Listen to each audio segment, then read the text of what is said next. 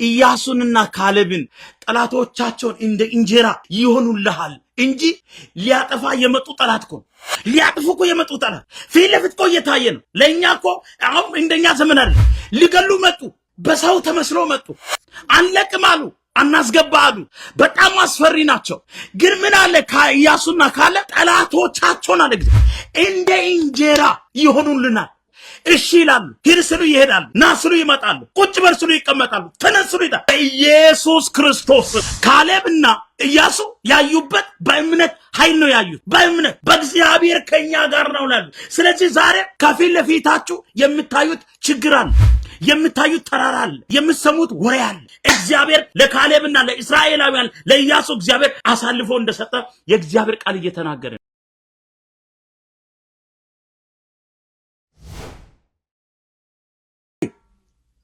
ኢያሱና ካሌብ ከናናውያን የፈለጉ ረጅም ቢሆኑ የፈለገ ጡንቻ ቢኖራቸው ኃይል ቢኖራቸው ጉልበት ቢኖራቸው እግዚአብሔር በጠላቶች ላይ ያለው ጠላት ተገፏል። እግዚአብሔር እነዚህን ጠላቶችን እንደ እንጀራ አድርጎ ለኛ ሰጥቶናል። ስለዚህ እናንተ እስራኤላውያን አትዝረከረኩ፣ አትፍሩ፣ ወደ ግራም አትጋቡ፣ እግዚአብሔር ከኛ ጋር ነው ብላችሁ ቆሙ እንዳሉ እግዚአብሔር አሳልፎ ያንን ከነዓን ይኸው የፈራ የደነገጠ ምድር በዳ ላይ ሲያልቁ ያልፈሩ ጀግኖች ገብቶ ወርሷታል። ዛሬም እናንተ ላይ የማውጀው አዋጅ ፍርሃት ባንቺ ላይ አይሰራ፣ ፍርሃት በኔ ላይ አይሰራ። እንዴት እሆናለሁ? የኔ ጉዳይ አይደለም፣ የኔ ቢዝነስ አይደለም። የኔ ቢዝነስ the kingdom of God። የኔ ቢዝነስ ኢየሱስ ነው። የኔ ኢኮኖሚ ኢየሱስ ነው። የኔ በረከት ኢየሱስ ነው። የኔ ምንጭ ኢየሱስ ነው። ስለ ሰው ምን አለ አያገባንም። ስለዚህ ዛሬ አትፍሩ፣ አትደንግጡ። ዛሬ የምታየውን ይሄ ጨለማ፣ ይሄ ሞት፣ ይሄ በሽታ፣ ይሄ ስቃይ እህቴ ከጥቂት ጊዜ በኋላ ካንቺ ላይ ይሄዳል፣ ካንተ ላይ ይሄዳል። አይቴ የማታውቀው ክብር ውስጥ ትገባለህ። አይኔ ይከፈታል፣ መንፈስ ይነቃቃል። ስለዚህ ለዚህ ነው እግዚአብሔር አምላክ ኢያሱንና ካሌብን ጠላቶቻቸውን እንደ እንጀራ ይሆኑልሃል እንጂ ሊያጠፋ የመጡ ጠላት እኮ ሊያጥፉ እኮ የመጡ ጠላት ፊት ለፊት እኮ እየታየ ነው። ለእኛ እኮ አሁን እንደኛ ዘመን አይደለም።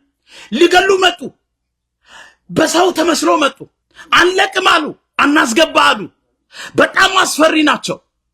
ግን ምን አለ ኢያሱና ካሌብ ጠላቶቻቸውን አለ እንደ እንጀራ ይሆኑልናል። እሺ ይላሉ፣ ሂድ ስሉ ይሄዳሉ፣ ና ስሉ ይመጣሉ፣ ቁጭ በል ስሉ ይቀመጣሉ፣ ተነስ ስሉ ይሄዳሉ። በጌታ በኢየሱስ ክርስቶስ በጌታ በኢየሱስ የእግዚአብሔር ክብር ዘንድሮ ይገለጣል። የእግዚአብሔር ክብር በዚህ በእውነት በዘመኔ አያለው። ልክ ካሌብና ልክ ኢያሱ ላይ የተገለጠው ክብር ዘንድሮ በኢትዮጵያ አገልጋዮች፣ ዘንድሮ በኢትዮጵያ ነቢያቶች ይኸው ጠላት መንቀጥቀጥ አለበት። ጠላት መናወጥ አለበት። ጠላት ስፍራ መልቀቅ አለበት። ጠላት ቴሪቶሪ መልቀቅ አለበት። ትውልድን ሲገል የነበረ ራእዩን ሲዘጋ የነበረ ሲያዳክም የነበረ በእውነቴ ነው የምላችሁ። ስለዚህ በኢያሱና በካሌብ ዘመን ሲሰራ የነበረው የእግዚአብሔር ኃይል ዛሬም ይሰራል። ዛሬም በህይወት ፊት ለፊት የቆመው ያንን ትልቅ ችግር እንዴት ታያለ? ካሌብና ኢያሱ ያዩበት በእምነት ኃይል ነው ያዩት። በእምነት በእግዚአብሔር ከኛ ጋር ነው ያሉት። ስለዚህ ዛሬ ከፊት ለፊታችሁ የምታዩት ችግር አለ፣ የምታዩት ተራራ አለ፣ የምትሰሙት ወሬ አለ፣ የምታዩት በሽታ አለ፣ የምታዩት ስራ ማጣት አለ፣ ትዳር ማጣት አለ። ራእይን ማስቀጠል አልቻልንም። እግዚአብሔር ወዳለው ከፍታ መግባት አልቻልንም። ኦሬዲ እስራኤላውያን እግዚአብሔር ወደ ካናን ትገባላችሁ ካሉ በኋላ ለኢያሱና ካሌብ ብዙ ነገር አዩ፣ ብዙ ችግር አዩ። እግዚአብሔር ግን ከኛ ጋራ ነው። ጠላትን እግዚአብሔር እንደ እንጀራ እንደ ምግብ ሃሌሉያ አሳልፎ ይሰጠናል ብሎ በእግዚአብሔር አመኑ። እግዚአብሔር ለካሌብና ለእስራኤላውያን ለኢያሱ እግዚአብሔር አሳልፎ እንደሰጠ የእግዚአብሔር ቃል እየተናገረ ነው። ላንተ ጠላት ከፊት ለፊት ለሚታይ ሞት፣ ከፊት ለፊት ለሚታይ ጨለማ፣ ከፊት ለፊት ለሚታይ አውሬ፣ ከኋላ የሚከተል ፋሪዮን ለሰረገላ ተናገር። ዛሬ የመጨረሻ መቀበሪያ ይሆናል በል ተናገር በእምነት። የሚጠፋ ጠላት ነው። አንተ አትጠፋም። አንተ ትለመልማለህ፣ አንተ ትበዛለህ፣ አንተ ትሄዳለህ፣ አንተ ትሻገራለህ። ለምን? እግዚአብሔር እንደ ኢያሱ እንደ ካሌብ እግዚአብሔር ከኛ ጋራ ነው እንዳሉት እግዚአብሔር ከኛ ጋራ መሆን ሆኗል በጌታ በኢየሱስም። ስለዚህ ልክ ዮሴፍ በወንድሞቹ ተገፋ እንጂ አልጠፋም። እግዚአብሔር ወደ ጠቅላይ ሚኒስትርነት ለማምጣት ሲፈልግ ካለበት ከተማ፣ ካለበት ቤት፣ ካለበት ሰፈር አንድ ሰፈር ላይ እንዳይቀር በወንድሞቹ እግዚአብሔር ገፍትሮ አወጣና እስር ቤት፣ ጨለማ፣ የተለያየ ነገር ሆነ። ከዛ በኋላ ግን ምን ሆነ? ለዮሴፍ መጥፊያ አልሆነም፣ መክበሪያ ሆነ፣ መገለጫ ሆነ። ወደ ኃይል መጣ፣ ወደ ፖዚሽን መጣ በጌታ በኢየሱስም። ዛሬ እያንዳንዳችሁ የሚገጥማችሁ ችግር የናንተ መቀበሪያ አይደለም፣ የናንተ መታሰሪያ አይደለም፣ የናንተ መውደቂያ አይደለም። የእግዚአብሔር ክብር እንዲገለጥበት እግዚአብሔር ያደረገበት ነው እንጂ። ወንድሜ ታማሃል፣ እህቴ ተቸግረሻል፣ ዘመድ አታል፣ ረዳት አታል፣ ያ ማለት የናንተ መጥፊያ አይደለም። የእግዚአብሔር ክብር ሊገለጥ ጊዜ ደርሷል፣ ዘመን ደርሷል። በእውነት በብዙ ሰልፍ ውስጥ ያላችሁ ለናንተ ዛሬ መልእክት አለ። ቅዱሳን እንደዚህ በሉ፣ ቅዱሳን እንደዚህ በሉ። አሁን ያለውበት መከራ የኔ መጨረሻ አይደለም፣ የእግዚአብሔር መገለጫ ነው ብላችሁ ጻፉ። አሁን እየደረሰ ያለው ችግር፣ አሁን እየሰማው ያለው ችግር፣ አሁን እያየው ያለው ችግር፣ አሁን እየኖርኩ ያለው ችግር ነገ ምስክርነት ነው ብሎ ነገ ምስክርነት ነው፣ ነገ ምስክርነት ነው። ይኸውላችሁ ኢየሱስ ራሱ በፈተና ውስጥ አልፎ ነው የከበረው። አንተ ከማ ትበልጣለህ? አንቺ ከማ ትበልጫለሽ? ክርስትና አልጋ ባልጋ አለ እንዴ? ትወርዳለህ። ይኸውላችሁ ዳንኤል እኮ አንበሳ ጉድጓድ ውስጥ፣ ይኸው ሲድራቅ ሚሳቅ አብደናጎ እሳት ውስጥ። ለምን? እግዚአብሔር ከነሱ ጋር ካለ እሳት እንዴት፣ አንበሳ እንዴት፣ እስር ቤት እንዴት።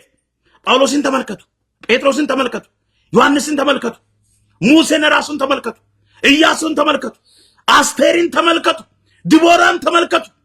የእግዚአብሔር ሰዎች በብዙ ነገር ውስጥ አለፉ። ያን ነገር አላጠፋቸውም። ጌታ ምስክር ነው። ሻይን ሆኑ፣ ተገለጡ። ክብሩ መታያ፣ የክብሩ ማሳያ ሆነ። ዛሬ በደንብ ስሙ።